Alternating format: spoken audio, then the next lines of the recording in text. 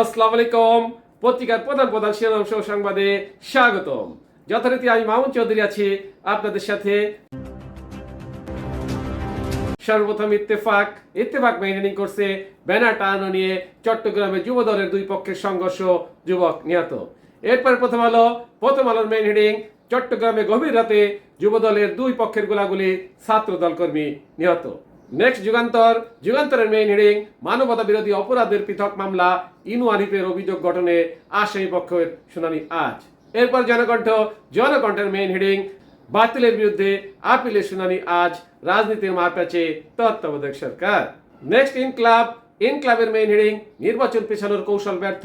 এরপরে আমাদের সময়ের মেইন হেডিং, ঢাকার মেট্রো রেল নির্মাণ ব্যয় ভারতের তুলনায় 5 গুণ, জাইকার কাছে ব্যয় পর্যালোচনার অনুরোধ জানালো ডিএমটিসিএল। নেক্সট কালের কণ্ঠের মেইন হেডিং, অপহরণ নাটক সাজিয়েছেন মহিবুল্লাহ।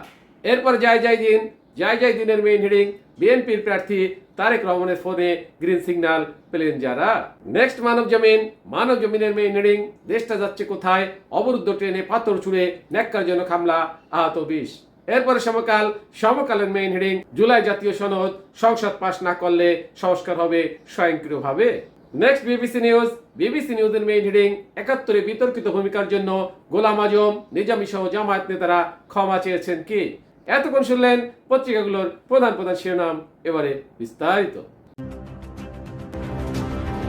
ব্যানার টানানো নিয়ে চট্টগ্রামে যুব দলের দুই পক্ষের সংঘর্ষ, যুবক নিহত। যুব দলের প্রতিষ্ঠা বার্ষিকী উপলক্ষে ব্যানার টানানো নিয়ে চট্টগ্রামে যুব দলের দুই পক্ষের সংঘর্ষের ঘটনা ঘটেছে। এতে মোহাম্মদ সাদ্দাত 25 নামে এক যুবক নিহত হয়েছেন, আরো বেশ কয়েকজন আহতের খবর পাওয়া গেছে। সোমবার 27 অক্টোবর দিবাগত রাত 1টায় বাকলিয়া থানার সৈয়দ শাহ রোডের মদিনা আবাসিকের দিকে সংঘর্ষের ঘটনা ঘটে। সংঘর্ষ চলাকালে গুলির শব্দ শোনা গেছে বলে জানিয়েছেন স্থানীয়রা। নিহত মোহাম্মদ সাদ্দাত 25 কুমিল্লা জেলার মুরাদনগর থানাধীন হীরাকান্দা এলাকার মোহাম্মদ আলমের ছেলে। তিনি নগরের বাকলিয়া থানার তক্তারপুর এলাকার বিসমিল্লাহ টাওয়ারে বসবাস করতেন। স্থানীয় সূত্রে জানা গেছে, ব্যানার খুলে ফেলা নিয়ে চট্টগ্রাম মহানগর যুবদল নেতা এমদাদুল হক বাদশা ও বোরহান উদ্দিনের অনুসারীদের মধ্যে রাতে এই সংঘর্ষের সূত্রপাত হয়। যুবদলের প্রতিষ্ঠা বার্ষিকী উপলক্ষে সৈয়দ শাহ রোডে সিটি মেয়র শাহাদাত হোসেনের ছবি সহ একটি ব্যানার টানান বোরহান। রাতে বাদশার অনুসারীরা সেটি নামিয়ে ফেলার চেষ্টা করেন। এ সময় বোরহান ও তার পক্ষের লোকজন বাধা দিলে সংঘর্ষ শুরু হয়। পত্রিকার প্রধান শিরোনাম সহ সংবাদ এখনকার মতো শেষ করছি। আল্লাহ হাফেজ।